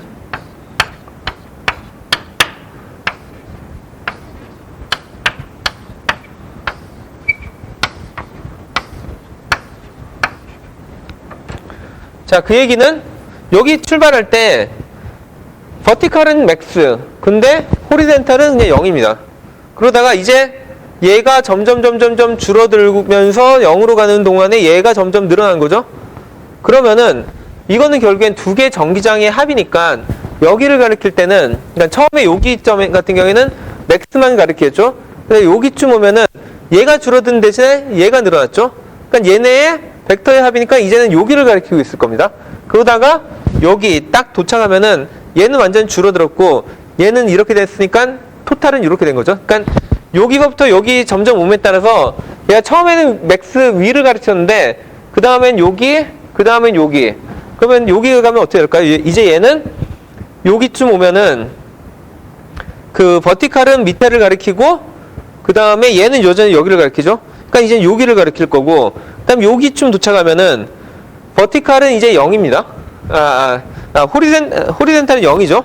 근데 버티컬은 미니멈을 줘. 그러니까 결국에 여기서 가면은 요렇게 시작해서 요렇게 가서 요렇게 돌고 그 다음에 여기 오면 요렇게 돌아서 다시 여기로 올 겁니다. 자, 그래서 평광이 이제는 위아래나 아니면 좌우나 아니면 뭐 이렇게 왔다 갔다 하는 게 아니라 얘가 빙글빙글 돌죠. 계속 진동을 하면서. 그래가지고 이런 애들은 서큘러 폴라라이제이션이라고 부르는데 이건 역시도 2분의 파이를 더하냐 3분의 2 파이를 더하냐에 따라서 이게 이쪽으로 돌지 아니면 이쪽으로 돌지가 결정됩니다. 이거는 마지막에 따로 한번 해보시면은 뭐 좋은 엑서사이즈가 될 것 같고, 그래서 이런 거를 원형 평광이라고 부릅니다. 그래서 예, 나머지 이런 애들은 보통 뭐라고 부르냐면 선형 평광이라고 불러가지고, 선형이라고 하는 게 결국엔 얘 같은 경우에 한쪽 방향으로 이렇게 그러니까 리니어하게 돼 있죠. 그래서 선형이라고 부르고요. 그 다음에 예를 들면은 이렇게 임의의 페이스가 막 붙는 애들, 얘들은 나중에 어떻게 되냐면 꽤 재밌게도 얘들은 원형이 아니라 타원형이 됩니다. 그러니까 얘 원형 같은 경우 이게 크기가 계속 일정하게 유지가 되는데 그 타원형 같은 경우에는 예를 들면 타원이라는 게 긴 축이 있고 짧은 축이 있죠. 그래서 만약에 이쪽이 긴 축이 결정됐다 그러면은 그 평광이 여기서는 되게 큰데 여기로 오면 얘가 좀 작아졌다가 그 다음에 다시 커졌다가 다시 작아졌다가 커졌다가 뭐 이런 식으로 돌아가면서 약간 기울어진 형태로 나타나게 됩니다. 예, 그래서 뭐 이것도 궁금하시면 한번 해보시면은 꽤 재밌는 엑서사이즈가 되고요. 예, 그래서 일단 평광 자체에 대해서는 이런 성질이 있다는 건데, 자, 이런 성질이 결국에는 벡터 공간을 만족한다는 거였죠. 자, 그 다음에 예, 마지막으로 그 광자에 대해서 예, 지금까지 계속 빛에 대해서 얘기했고, 근데 저희가 그러니까 빛에서 예, 빛을 보통 양자역학적으로 볼 때는 걔는 광자라고 얘기를 하죠. 그리고 뭐 고등학교 때 많이 들었던 얘기 중에 하나가 그 빛은 입자적인 성질과 파동적인 성질을 동시에 가진다라고 뭐 그렇게 뵀죠. 그리고 지금 저희가 논의했던 이 모든 뭐 이 평광 같은 거는 다 파동의 성질처럼 보이죠? 그러면 얘는 뭐 혹시 진짜 파동이지 입자가 아니지 않을까? 입자가 아닐 수도 있는 거 아닐까? 할 수도 있지만 그 무수히 많은 증거들은 얘가 입자적인 성질도 동시에 가진다는 것을 보였습니다. 뭐 그거의 가장 대표적인 그러니까 얘가 뭐냐면 일단 광자라고 하는 거를 뭐 굳이 정의를 하자고 한다면 빛의 입자인데 얘는 어떠냐면 어떤 특정한 양만큼의 에너지를 가지고 다니는 그런 어떤 파티클이라고 생각하시면 되고, 자 그러면은 이 얘기는 뭐냐면 제가 여기다 레이저를 딱 써요. 그러면은 아까 설명한 이 평광 얘기만 한다면 얘는 그냥 계속 이렇게 위아래로 아니면 뭐 좌우로 흔들리는 그런 파처럼 보이긴 하는데, 근데 제가 지금 여기다 뭐라고 얘기했냐면 얘는 사실은 입자다. 그래서 여기에 보면은 어떤 특정한 시간 동안에 에너지가 계속 전달되고 있겠죠? 예, 뭐 다들 잘 아시죠? 그러니까 이 안에 실제로 에너지가 전달되고 있는 거는. 근데 이 에너지가 연속적으로 막 날아가고 있는 게 아니라 사실은 불연속적으로 각각의 알게인마다 단위 에너지를 가지고 걔들이 지금 시간당 몇 개씩 계속 무수히 많이 날아가고 있다는 겁니다. 자, 근데 이거에 대해서 사람들이 1900년대 초반에 엄청 많이 고민을 했었죠. 그러니까 처음에 이거 자체가 말이 안 된다. 사실 양자역학 아무도 처음부터 받아들이고 싶지 않잖아요. 자, 그래서 근데 여러 가지 증거들이 있었습니다. 그거에 뭐 제일 대표적인 예가 흑체 복사, 블랙바디 레디에이션이라는 현상이었는데, 그러니까 뭐 이걸 뭐 디테일하게 설명하기엔 큰 시간도 없고 큰 의미가 없을 것 같아요. 그냥 간단하게만 요약해 드리면, 그러니까 사람들이 흑체 복사라는 현상이 있는데, 뭐 별거 아니에요. 그러니까 예를 들면 우리가 쇳덩이 같은 거 아주 뜨겁게 가열하면은 거기서 빨간 빛이 나오잖아요. 그런 현상을 흑체 복사 현상이라고 부르는데, 근데 사람들이 이 현상에 대해서 사실 1900년대 초반에 전자기학이 엄청 많이 이론적으로 잘 확립이 돼가지고 아주 성공적으로 얘를 설명할 수 있다고 사람들이 믿었고, 그래서 엄청나게 설명을 많이 했어요. 근데 어디선가 자꾸 이게 안 맞는 부분이 생긴 거예요. 그래서 그거 그러니까 뭐 예를 들면 파장이 길 때랑 짧을 때랑 뭐 그런 게 좀 안 온도가 낮을 때랑 높을 때랑 그게 좀 안 맞았는데, 그거를 사람들이 어떻게 맞출까 막 고민을 하다가 플랑크라는 물리학자가 약간 좀 이상한 짓을 했어요. 그러니까 결국엔 이거 다 그러니까 전자기학을 기반으로 해가지고 어떤 계산을 막 하는데, 이때 계산을 보통 어떻게 해야 되냐면 에너지의 크기들이 항상 연속적으로 변한다는 가정하에 그거를 적분을 계속하고 있었는데, 이걸 하니까 도저히 안 맞는 거예요. 그래서 이 사람이 그냥 수학적으로 그거 적분하지 말고 덧셈으로 바꾸면 어떨까 라고 생각을 한 거고, 그래서 아무런 근거 없이 그냥 덧셈을 했더니 그 후식이 엄청나게 잘 맞은 거예요. 그래서 그거를 보고 플랑크는 이게 수학적으로는 되게 성공을 했지만 절대로 이게 양자화, 에너지가 알갱이로 간다는 거에 대해서는 동의할 수 없었기 때문에 이거는 그냥 수학적인 테크닉이지 이게 뭐 어떤 물리적인 의미를 갖는 건 아니다. 근데 왜 이렇게 되는지, 왜 꼭 이렇게만 해야 되는지 잘 모르겠다. 거의 그 정도 수준으로 끝내버렸는데, 그거를 들고 완전히 재해석을 한 사람이 우리가 잘 아는 아인슈타인이죠. 자, 그래서 아인슈타인의 광전 효과라는 게 그거의 또 다른 결과였는데, 광전 효과라는 게 뭐였냐면 여기 여기 어떤 메탈이 있을 때 여기에다가 빛을 쏴주면은 어떤 때는 여기에 있는 전자들이 튀어나와가지고 여기다가 여기에 뭐 플러스 전압을 가하고 그다음에 여기다 마이너스 전압을 가해 놓으면, 그러면은 거꾸로였나? 제가 지금 부호는 어디가 맞는지 기억이 잘 안 나는데, 중요한 거는, 그러니까 여기 전압을 가한 게 중요한 게 아니라 실제로 여기다가 빛을 쏴줬을 때 빛을 어떻게 쏘면 여기에 어느 순간부터는 막 전자가 튀어나오기 시작하고, 어떤 경우에는 아무리 에너지가 많은 빛을 쏴도 전자가 튀어나오지 않는 현상을 관찰했었던 거죠. 그래서 얘가 전자가 튀어나오냐 안 튀어나오냐는, 그러니까 전자가 튀어나올지 안 튀어나올지의 여부는 누가 결정했냐면 토탈 에너지가 결정을 한 게 아니라 여기에 쏴주는 빛의 주파수, 프리퀀시가 얼마냐, 이게 결정을 했다는 겁니다. 근데 이 얘기는 뭐냐면, 그러니까 이게 보통 이 안에, 그러니까 사람들이 이거를 그러니까 그러니까 아인슈타인이 설명한 제일 쉬운 방식은 여기 안에 사실은 에너지 차이가 있었고, 그 다음에 전자가 사실 여기 있었는데 얘가 여기를 빠져나오려면 여기보다 요 에너지보다 훨씬 더 큰 에너지가 들어와야지만, 그래야지만 요 배리어를 넘어가지고 튀어나올 수 있다.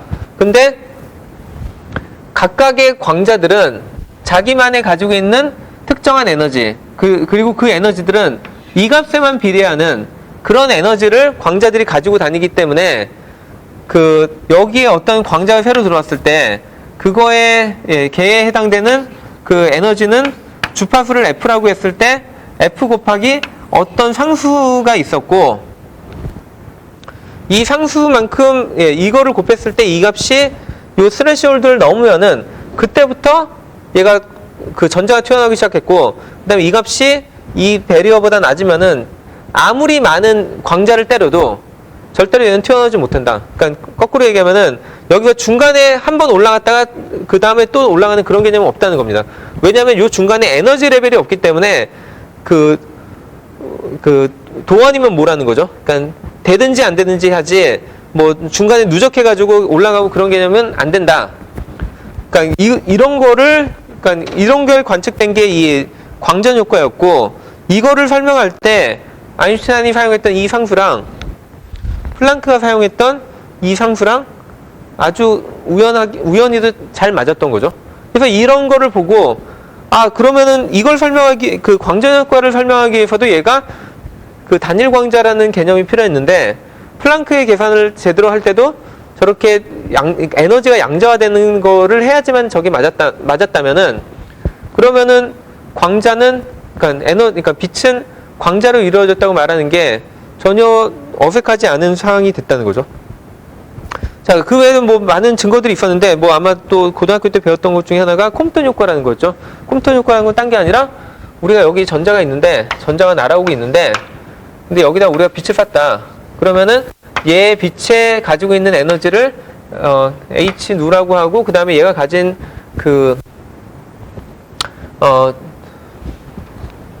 얘가 가진 운동량을 HK라고만 해야지만, 그래야지만 얘가 여기까지 왔다가 튕겨나가는 이 각도를 따졌을 때 요거랑 요 값이어야지만 말이 되는 각도로 항상 튀어나갔다는 거죠. 그래서 이런 다양한 증거들을 봤을 때 광자는 에너지가 어떻게 디스크리트하게 쪼개져 있는 그런 오브젝트라고 하는 게 전혀 어색하지 않은 결론이 났던 거죠.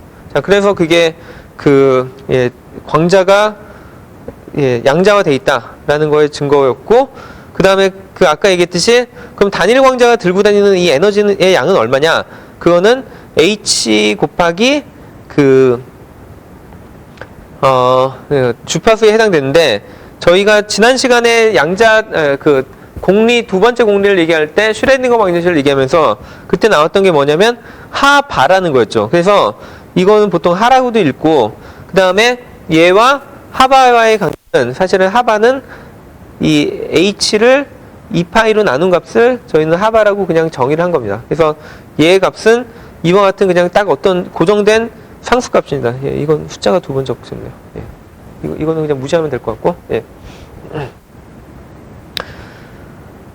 그래서 이게 지금 공리의 첫 번째 공리에 대한 어느 정도의 설명이었고요.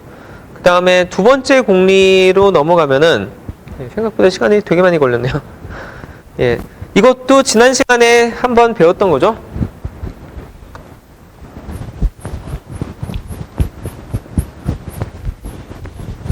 지난 시간에 했던 얘기를 잠깐 생각해보면, 자, 이제 어떤 임의의 양자 상태가 어떤 벡터 공간에 힐버 스페이스 내에 어떤 벡터로 표현된다. 그거에 대해서는 이제 어느 정도 감이 왔을 텐데,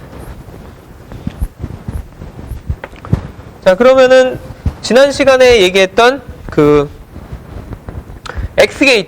X게이트라는 게 지난 시간에 어떻게 생겼냐면, 그러니까 중요한 게 이 양자역학의 공리에 의하면은 어떤 양자 상태, 그러니까 양자 시스템, 그리고 여기 클로즈드라는 개념은 이거는 약간 나중에 좀 이게 왜 클로즈드라는 말이 붙는지는 이해를 할 수 있을 테니까 일단은 그냥 당분간은 좀 무시를 하는 게 나을 것 같고, 그래서 어떤 양자 시스템은 얘는 시간에 따라서 어떻게 바뀌냐면 유니터리 트랜스폼에 의해서 바뀐다고 그때 이렇게 얘기를 했죠.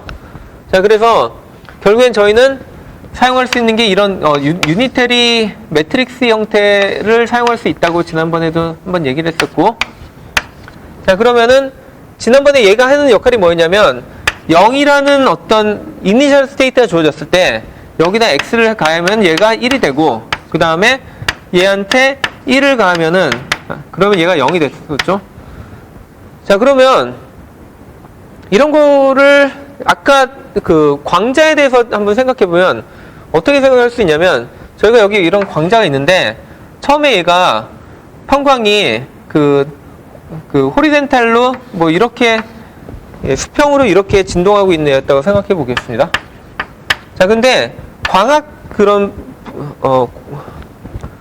부품 중에 얘를 이쪽으로 진동하는 애를 수직으로 바꿔주는 애가 있고, 수직으로 진동하는 애를 수평으로 바꿔주는 애가 있거든요. 그런 거를 뭐 웨이브 플레이트라고, 하프 웨이브 플레이트라고 부르는데, 뭐 하프 웨이브 플레이트라고 부르는데, 뭐 실제로 이름이 뭔지는 중요하진 않고, 그래서 이런 광학계를 통과시키면은 그럼 광자가 날아가면서 H는 V로 바뀌고, 만약에 V로 시작했으면은, 그러니까 위아래로 진동하는 이런 애였으면 얘는 똑같은 애를 통과시키면은 그럼 얘는 이제 호리젠탈로 바뀝니다.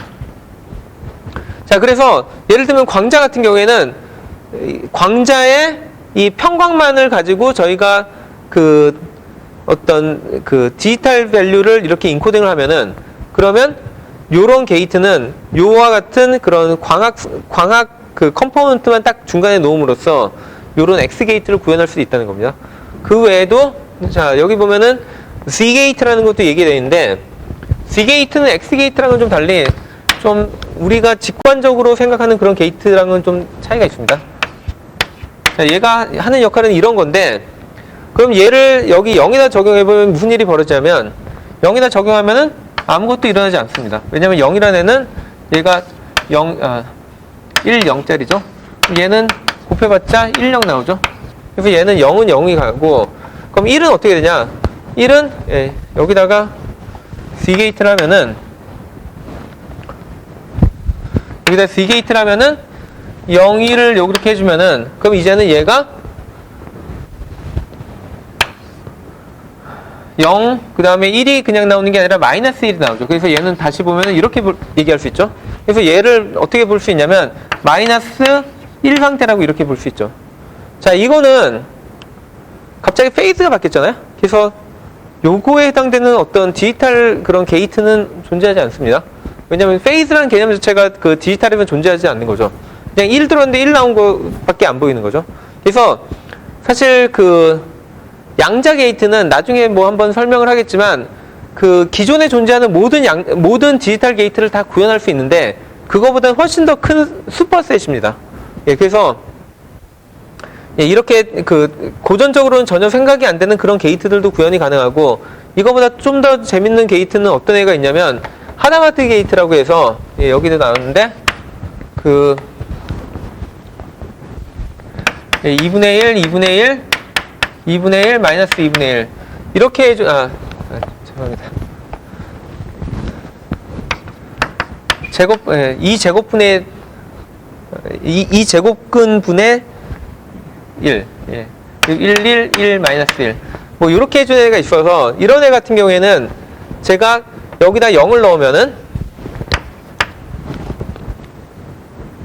어떻게 되냐면 얘는 하면 얘가 그러면 얘는 1이 되고, 그 다음에 얘는 마이너스 1이 되겠죠. 자, 얘는 그러면은 우리가 0과 1의 베이시스로 나타낸다면 얘는 이거에 0 더하기 0 마이너스 얘가 잘못됐다. 제가 1, 0을 얘기한 거죠. 예, 그러면 얘는 1, 0이 되니까, 1이 되죠. 1이 되니까, 그러니까 얘는 이런 식으로 바뀌겠죠. 그에 비해서 만약에 제가 요런 애를 했다. 그러면 얘는 0, 1이 되고, 그러면 아까처럼 얘는 1, 1이 돼서, 그래서 얘 같은 경우에는 결과가 0, -1. 이런 형태의 결과를 만드는 게이트라는 거죠. 자, 이 게이트를 보면은 아까 봤던 그런 게이트들은 우리가 0이라든지 1 이런 베이시스 방향하고 일치하는 그런 입력을 넣으면은 그런 애들은 그냥 0하고 1 뭐 둘 중에 하나로만 나왔는데 얘 같은 경우에는 처음엔 그냥 0이나 1 같은 이런 디스크리트하게 되게 잘 정의된 한쪽 방향으로만 딱 쏠린 그런 애들을 넣었는데 불구하고 얘는 그 두 가지의 중첩을 만드는 그런 게이트라는 겁니다. 자, 근데 양자역학에서는 이런 연산도 아주 자연스러운 게 왜냐면 얘가 유니테리이기 때문에. 자, 얘가 유니테리인지 아닌지는 확인을 해보시면 되겠죠. 자, 그리고 지난 시간에 또 했던 얘기가 이게 한 가지 버전이고 또 다른 버전은 뭐냐면 실제로 슈레딩거 방정식을 통해서 정의가 된다고 했고 그 슈레딩거 방정식은 이렇게 생긴다고 했고 여기서 나오는 이 하바라는 애는 아까 그 광자에서 얘기했던 하바랑 같은 애입니다. 그리고 요 부분을 저희가 뭐라고 부른다고 했냐면 해밀토니안이라고 부른다고 했는데 여기서 보면은 결국에 풋사이가 어떤 식으로 그러니까 시간이 지남에 따라 풋사이가 어떤 식으로 될지는 얘네들 다 상수잖아요. 그러니까 하바 상수고 얘는 기껏해야 그냥 이미지너리 넘버니까 얘네들은 뭐 아무런 영향을 못 끼치고 결국에 결정하는 거는 시간이 조금 지난 후에 새로운 풋사이는 어떻게 될지는 결국엔 얘가 모든 걸 결정합니다.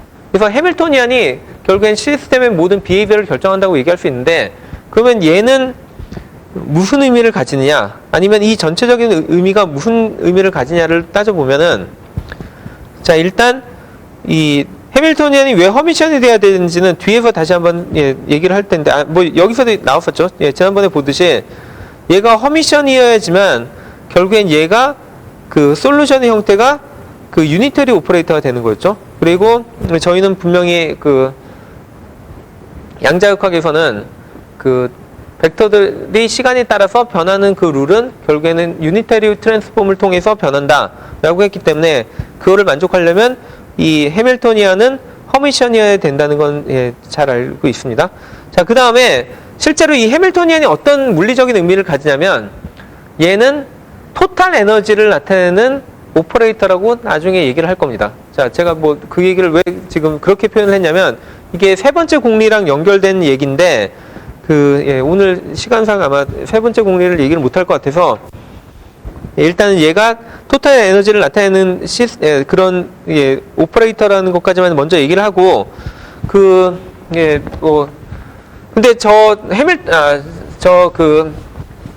슈레딩거 방정식 보면은 되게 뭐라고 그러죠? 이상하게 생겼잖아요. 그냥 지난 시간에 그냥 이렇게 주어진다 했으니까 뭐 특별한 거부감 없이 받아들였을지 모르겠는데 제가 지금 여기에 뭐라고까지 얘기했냐면 얘는 토탈 에너지를 나타내다 라고까지 얘기했는데 그럼 얘는 왜 이런 애가 얘랑 꼭 같아야 되냐 뭐 여기다 뭐 더 곱하면 안 되냐 뭐 그렇게 충분히 얘기할 수 있잖아요.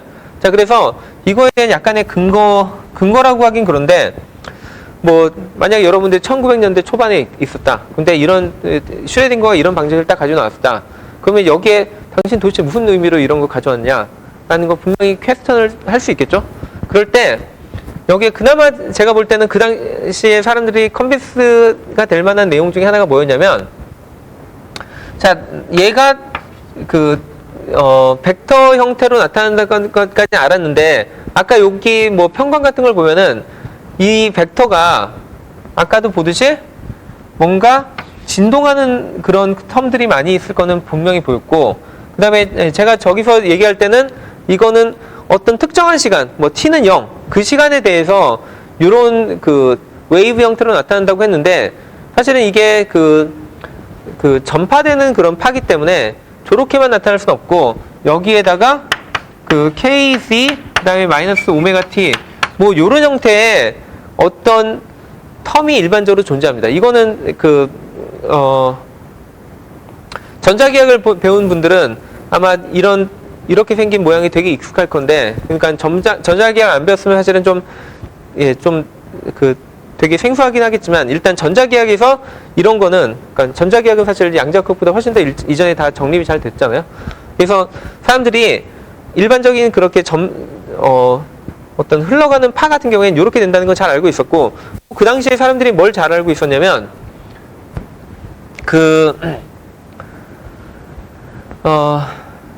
여기에, 그러니까 요런 형태가 나타나는데, 그리고 양자역학의 이런 솔루션들도 이런 형태가 나타날 것도 어느 정도 유출을 하고 있었고요. 그래서 아까 보면은 우리가 단일 광자의 에너지는 어떻게 나타난다고 했냐면 하 프리퀀시, 이렇게 나타날 수 있었고, 또 다른 게 뭐였냐면 하바 또는 h over 2 곱하기 2파이 f라고 나타날 수 있는데, 2파이 f가 결국엔 요 앵귤러 프리퀀시죠. 그래서 요거 자체가 오메가라고 될 수 있습니다. 그래서 요게 하바 오메가라고도 써도 똑같은 광자의 에너지인데, 자, 그러면 이제 요거랑 요거랑 약간 연결이 되는 것처럼 보이죠? 무슨 얘기냐면, 이게